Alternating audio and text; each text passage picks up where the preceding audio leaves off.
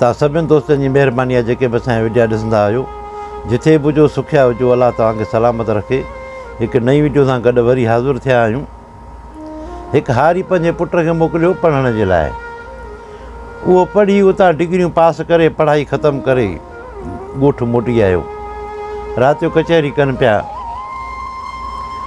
पोइ कचहरी कंदे कंदे हुनजे पीउ हुन खां पुछा की बा ॾे हाल वाल, चई बा कहिड़ा? चई उहो कहिड़ो हथियार ऐं कंहिं वटि आहे जो अगरि सही इस्तेमालु करे त सभिनि खे गॾु करे, जेकर ग़लति इस्तेमालु करे त तबाही ऐं बर्बादी थी वञे। उहो कंहिं वटि आहे इहो हथियार? चई बा फलाणे वटि क्लेशन आहे, फलाणे वटि बंदूक आहे। चई बा इहे त हाणे माण्हू मरंदो आहे न। मां तोखे थो चवां त उहो हथियार कंहिं वटि आहे जेको सही इस्तेमालु करे त सभिनि खे गॾु करे, अगरि इहे ग़लति इस्तेमालु करे त तबाही ऐं बर्बादी थी वञे। चई बा ठीकु आहे, मां किताब में पढ़ंदो पोइ ॿुधाईंदोमांइ। चई ठीकु आहे, मूंखे ॿुधाए, न त पोइ तुंहिंजी पढ़ाई कहिड़े कम जी जो तोखे इहा बि ख़बर कान्हे। सुबुह थियो, हे न सोच में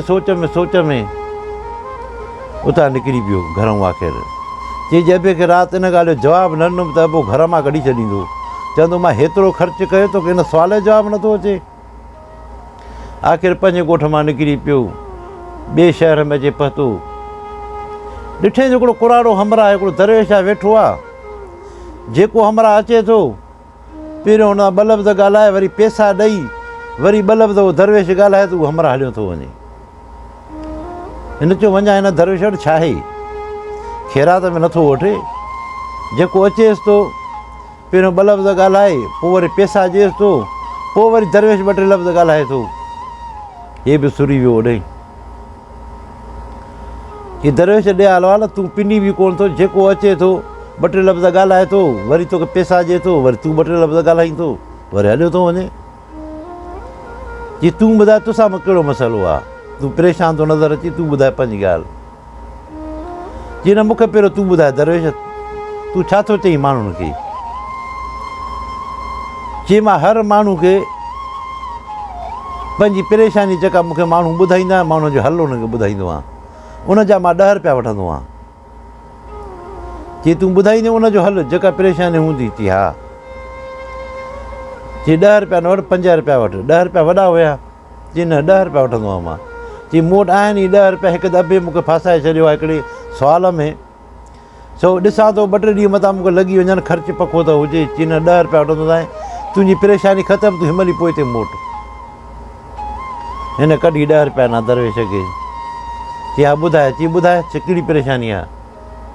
चई मूंखे पंहिंजे अबे चयो आहे उहो कहिड़ो हथियार कंहिं वटि आहे जेको सही इस्तेमालु करे त सभिनि खे गॾु करे, प्यार मोहबत करे। जे अगरि ग़लति इस्तेमालु थिए तबाही ऐं बर्बादी करे, कंहिं वटि आहे? चई उहो हथियार।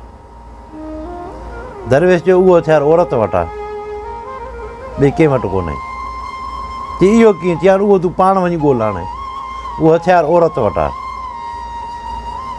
हे निकिरी पियो। अचे हिन दरवेश अलाए छा चयो, मूंखे बि सम्झ में कोन आयो। हाणे निकिरी पियो, हलंदो अचे पियो। ॾिठईं हिकिड़े ॻोठ में हिकिड़ो खूह आहे, उतां मायूं पाणी भरे हलंदियूं वञनि। हिन चयो भला वञी पाणी पीआं। आयो त हिकिड़ी माई बीठी हुजे जेका पाणी भरे पई।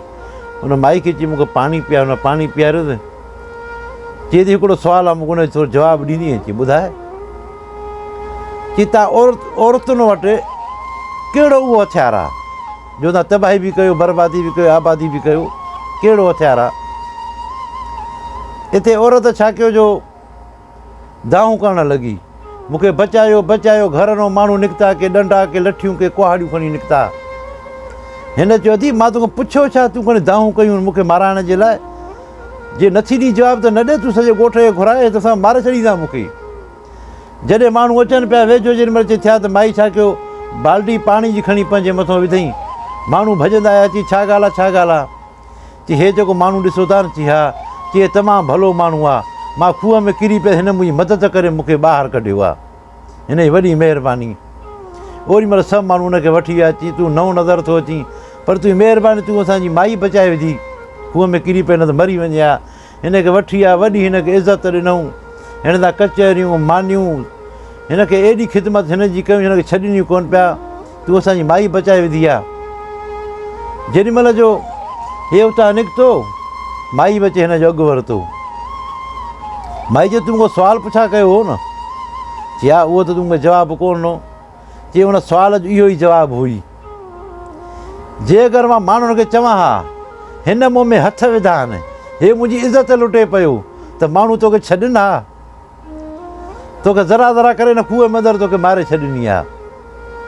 पर मां सही इस्तेमालु कयो पंहिंजे हथियार जो, तोखे केॾी इज़त मिली, सभिनि तोखे जीअ में जायूं ॾिनियूं, तोखे छॾिणी कोन पिया।